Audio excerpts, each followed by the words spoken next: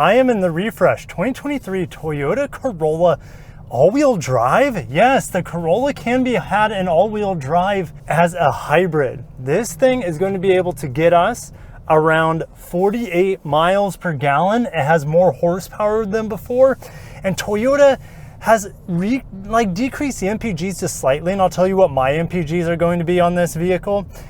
In order to give you more power, more electrification, they really wanted to get away from that CVT effect. And today we're going to find out what it's like to drive. I'm not going to be pushing it too hard. Engine just kicked in. Of course, I'm going uphill here. And as I get into the gas, you know, there's a lot more immediate response. I don't feel like I'm waiting around. There's no like rubber band effect that a lot of CVTs have.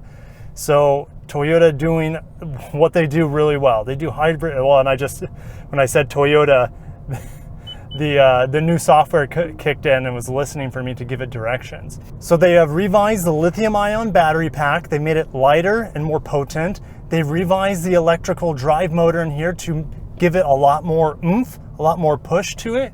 As I go over this speed bump, very soft ride. Feels pretty much just like the Corolla pre-refresh for this generation.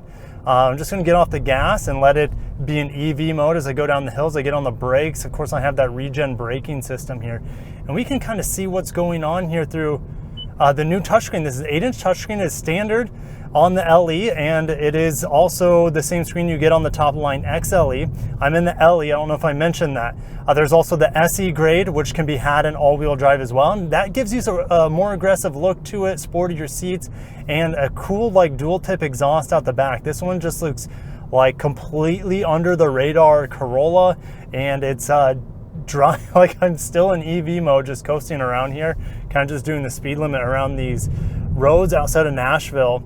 And it's just super smooth. I feel like the suspension does a really good job. Even though this is a budget car, the suspension does a really good job soaking up the bumps. Now back to this screen, this is the all new Toyota interface. So you have wireless Apple CarPlay, wireless Android Auto. You also have that voice assistant that popped up earlier. And you can ask it things like, what's the weather, or take me to Starbucks. You know the drill.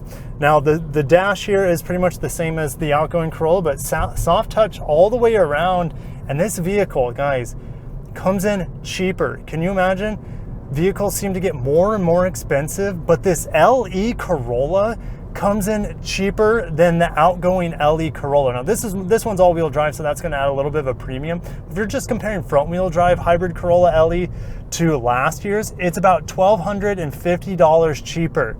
I don't know what other car gets cheaper and better at the same time, because we have better software in here. We have Toyota Safety Sense 3.0, so improved safety over the outgoing model. Now I don't have blind spot monitor on the LE, so I guess that is a downfall of this, but I do have a lot of other safety features like backup camera and you know, lane keep assist, radar cruise control, etc.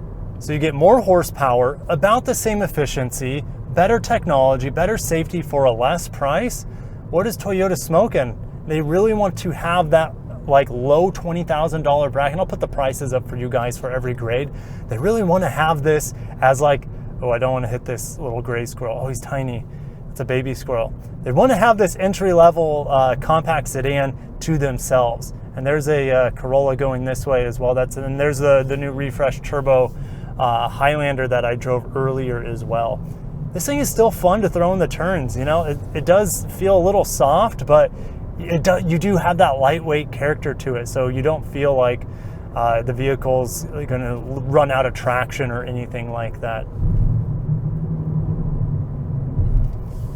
As a budget vehicle, you do have a little bit of harshness coming through the bottom of the vehicle, but like I said, it does a really good job soaking up the bumps.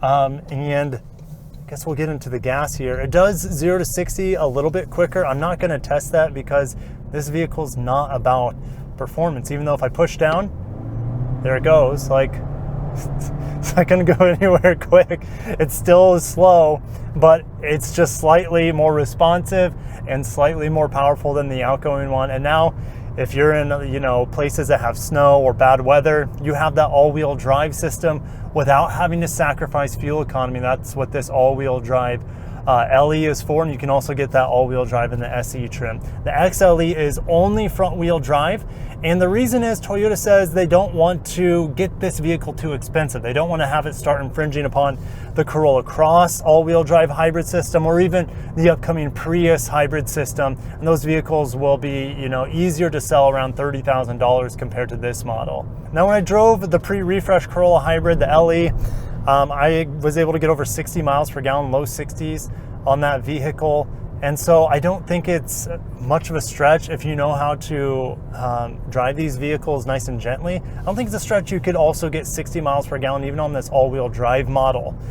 So even though the EPA estimates are pretty okay, you know, it's for front-wheel drive it's 51, and then all-wheel drive it's 48. You know, I think those are very conservative, because with my driving right now, I'm getting 79 miles per gallon, which is going to go down because I'm going through hills and stuff. It's at 75 now. But, you know, I don't think it'll be hard to get over 60 miles per gallon in the new Corolla, whether you get front-wheel drive or all-wheel drive. Now, the Corolla Hybrid was really loud at highway speeds. I'm, you know, doing these country roads here, so I'm not going like 70 miles an hour. Going about 50 miles an hour here. It is very quiet. I don't feel like I have to talk very loud, but just know that this isn't going to be much different than the outgoing Corolla. When you're at 70 miles an hour, this thing is going to be fairly loud on the inside, just like pretty much every other vehicle that's in this compact car segment. So I'm in full EV mode, just kind of going down this hill, letting the regen do its thing. You can see it's recharging this lithium-ion battery here. You know, and it's definitely tuned more for coasting. I don't feel a lot of like deceleration going on with these electric motors. So get into the brakes here, assisted by, you know, gravity going uphill. The brake pedal feels pretty good in here, nice and predictable. Not very performance minded though. Softly get into the gas. I'm going to baby this thing because no one's behind me. I'm going to see how far I can go, or how fast I can go without the engine turning on, without me holding up traffic. Okay, about 28 miles per hour, the engine kicked on, and then I had to get on the gas too because there's a Mini Cooper starting to come up on me. But once that engine kicks in, I feel like you do have a lot more power, and like I said, versus the outgoing model, you're not waiting around. You don't have kind of a lull. You don't have that CVT effect going on. It feels much more responsive, and whoa, check this out. I'm in full EV mode going about 55, 60 miles an hour here, just kind of as I come up on this Chevy in front of me. So it's not scared of going into fully EV mode, even at highway speeds, if the conditions are right. Now that I'm going about, I'll get to 60, and the response is immediate. I'm very impressed how responsive this is, and I don't see, like, I guess there are driving modes here. And it's just eco and normal. So I've just been in normal driving mode, but I feel like it's really responsive. Going about 58, hammer down, and there it is. It's very responsive compared to the last model, in my opinion, and it feels good to drive. It's still slow, but if you have that more immediate response, it is more satisfying to drive as well. So for the front wheel drive model Corolla Hybrid, coming around 22K, this one being a little bit more expensive, man, Toyota's got a winning formula on their hands. Very impressive. I'm pretty sure I missed my turn as well. So I'll have to use the audio system here to get me back. But this thing is very smooth, much more punchy than the outgoing model. And I'm still getting over 60 miles per gallon. It says 67.4 right now on the clock. So if you want to baby this thing, it will reward you while still having a little bit more power and a little bit more responsiveness on tap. Very impressed with the new Corolla Hybrid, as I knew I would be. And this is really going to mop up and give stiff competition to the budget-minded people who have around $20,000 to spend and want efficiency. They want a little bit more eco-friendliness, and they want a reliable vehicle. And this Corolla is just hitting a lot of those check marks with this new model, new tech, new safety, and an upgraded powertrain. I'll see you guys in the comments below. What do you think of the new Corolla LE all-wheel drive hybrid? Man, all-wheel drive in a Corolla, we're living in cool times. And you also have the GR Corolla, which is, you know, If you look up cool in the dictionary, GR Corolla is sitting right there. All right, guys, I'm gonna end it there. I got to cut myself off. If you enjoyed it, hit the like button, subscribe for more news and reviews. Also, check out my driving impressions of the Crown, the different variants of the Crown, as well as the refreshed Highlander with the turbo. Thank you so much. Take care of yourselves and have a great day. Peace. Take me to West Haven Golf Club.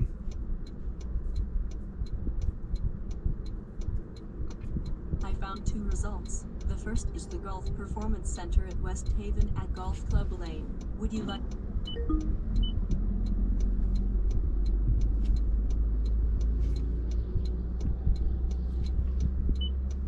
Starting route guidance. Proceed about 0.7 miles to Holyoke Street.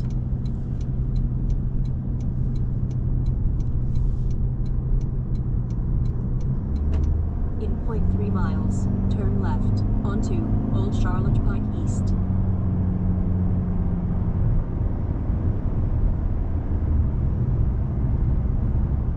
Next left.